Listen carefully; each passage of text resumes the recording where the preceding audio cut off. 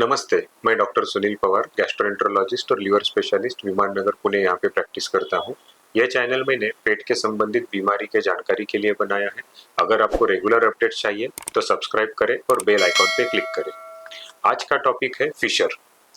Fisher यह anal canal में होने वाली एक टियर है, जख्म है, जिसके वजह से एनल एरिया में काफी पेन होता है और कभी-कभी इसमें ब्लीडिंग भी होती है। फिशर के दो टाइप्स होते हैं, एक है एक्यूट फिशर और दूसरा है क्रोनिक फिशर। अगर फिशर का ड्यूरेशन लेस देन 6 वीक है तो उसे एक्यूट फिशर बोला जाता है। अगर उसका ड्यूरेशन मोर देन 6 वीक है तो उसे क्रोनिक फिशर बोला जाता है। ऑलमोस्ट 40% मतलब 100 लोगों को अगर फिशर हुआ है तो 40 लोगों को फिशर क्रोनिक फिशर में कन्वर्ट हो जाता है। इसका मतलब अगर ट्रीटमेंट अगर समय पे नहीं मिली तो क्रोनिक फिशर होने के चांसेस ज्यादा है, और क्रोनिक फिशर होता है तो मेजॉरिटी टाइम सर्जरी यही एक ऑप्शन बचता है।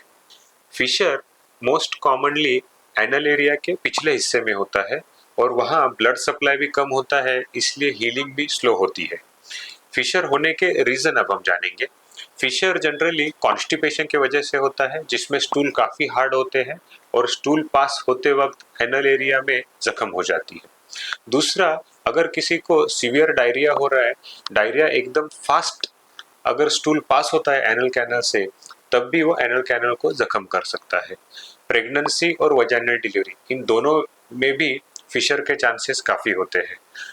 कुछ इन्फेक्शंस है जैसे कि क्रोहन्स डिसीज है, जिसमें फिशर होने के चांसेस ज्यादा होते हैं। अब हम जानेंगे कि फिशर हील क्यों नहीं होते जल्दी, या फिशर क्रोनिक फिशर में कन्वर्ट 40% काफी हाई नंबर है, क्यों क्रोनिक फिशर में कन्वर्ट हो जाता है। फिशर जब होता है, जख्म जब होती है, तो एनल एरिया स्पाज्म में चला जाता है ताकि वो जख्म को कवर कर सके और जख्म को प्रोटेक्ट कर सके। ये स्पाज्म भले ही वो जख्म को प्रोटेक्ट करता है, बट स्पाज्म के वजह से जो ब्लड सप्लाई होता है, जो ब्लड वेसल्स आती है, वो भी कंप्रेस हो जाती है और ब्लड सप्लाई जो कि पहले से कम रहता है उसमें और कम हो जाता है। और हीलिंग के लिए ब्लड सप्लाई काफी इंपॉर्टेंट रहता है। अगर ब्लड सप्लाई कम है तो हीलिंग जल्दी नहीं होता है। सेकेंड, पोस्टेरियर मिडलाइन जहाँ पे फिशर होता है, वहां पे ब्लड वेसल्स पहले ही काफी कम मात्रा में होती है। तीसरा रीजन कि फिशर क्यों जल्दी ठीक नहीं होता है, अगर फिशर डीप है, मतलब फिशर इनर लेयर को डीप जाके मसल तक अगर गया है, स्पिंक्टर तक अगर गया है, तो भी फिशर जल्दी हील नहीं होते हैं। अब हम जानेंगे कि फिशर में लक्षण क्या होते हैं, सिम्टम क्या आते हैं। जनरली फिशर के वक्त पेशेंट को पेन काफी होता है और ये पेन लैट्रिन यानी पॉटी करते वक्त ज्यादा महसूस होता है। पॉटी के बाद भी बहुत बार पेशेंट चेयर पे वगैरह बैठ नहीं सकता बिकॉज ऑफ पेन, उनको खड़ा ही रहना पड़ता है। फिशर में कभी कभी ब्लीडिंग भी होती है, बट फिशर का सबसे प्रोमिनेंट सिम्टम है पेन, जो कि पॉटी के समय बढ़ता है और पॉटी होने के बाद भी 1 आध 2 घंटा पेन वैसे ही रहता है। अगर हम फिशर को जल्दी से जल्दी ट्रीट ना करें तो क्रोनिक फिशर होके सर्जरी लगने के चांसेस काफी ज्यादा रहते हैं। एक्यूट फिशर में जनरली एग्जामिनेशन काफी लिमिटेड होती है। एनल एरिया एग्जामिन किया जाता है, आजू बाजू कोई टेंडरनेस है, कोई पेन है, वो देखा जाता है। जनरली प्रोक्टोस्कोपी या फिंगर एग्जामिनेशन एक्यूट फिशर में पॉसिबल नहीं होता, काफी काफी पेन रहता है और उधर स्पाज्म काफी रहता है। क्रोनिक फिशर में हम एग्जामिनेशन करते हैं, हमें एग्जामिनेशन के वक्त समझ जाता है कि ये फिशर एक्यूट है या क्रोनिक है, क्योंकि क्रोनिक फिशर में स्कारिंग वगैरह काफी मात्रा में रहती है। अब हम जानेंगे कि फिशर की ट्रीटमेंट कैसी की जाती है। तो सबसे इंपॉर्टेंट फिशर का रीजन होता है हार्ड स्टूल। तो हमें स्टूल को सेमी सॉलिड या सेमी लिक्विड कन्वर्ट करना होता है। उसके लिए हमें लैक्सेटिव यूज करना होता है। इसमें स्टिमुलेंट लैक्सेटिव काफी मात्रा में यूज किया जाता है, टैबलेट और लिक्विड के फॉर्म में। हमारा टारगेट ये रहता है कि पॉटी कम से कम 3 से 4 बार हो, ताकि उधर फ्रिक्शन कम हो। अगर स्टूल सेमी सॉलिड या सेमी लिक्विड होगा तो स्टूल का और फिशर का फ्रिक्शन कम होगा। उसके बाद हम ऑइंटमेंट यूज करते हैं। ये ointment generally calcium channel blocker रहते हैं, जिसमें ये ऑइंटमेंट पॉटी के पहले और बाद में दोनों वक्त लगाना होता है। उसमें lignocaine, calcium channel blocker, nitrates, ये कंटेंट रहते हैं, जिससे एक लोकल एनेस्थीसिया इफेक्ट आता है। सेकेंड, उसके वजह से स्पाज्म थोड़ा रिलीव होता है।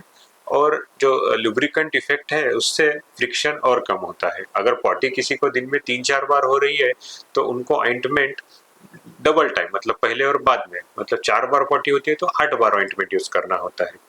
थर्ड, हमें पेन किलर भी यूज करने होते हैं जिससे स्पाज्म थोड़ा कम हो और पेशेंट का पेन कम हो और वो ऑइंटमेंट भी अच्छे से लगा पाए।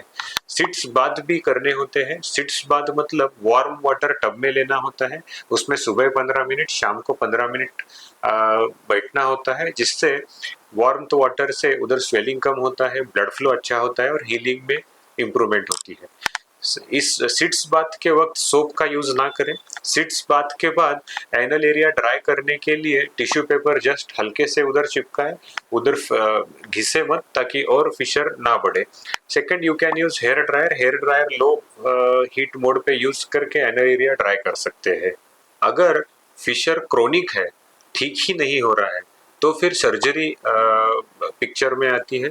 सर्जरी के अलग अलग टाइप रहते हैं। अगर फिशर स्मॉल है, माइल्ड है, तो एनल डायलेटेशन किया जाता है, नहीं तो सर्जरी करके फिशर निकाला ही जाता है। अब हम जानते हैं फिशर के कॉम्प्लिकेशन क्या होते हैं।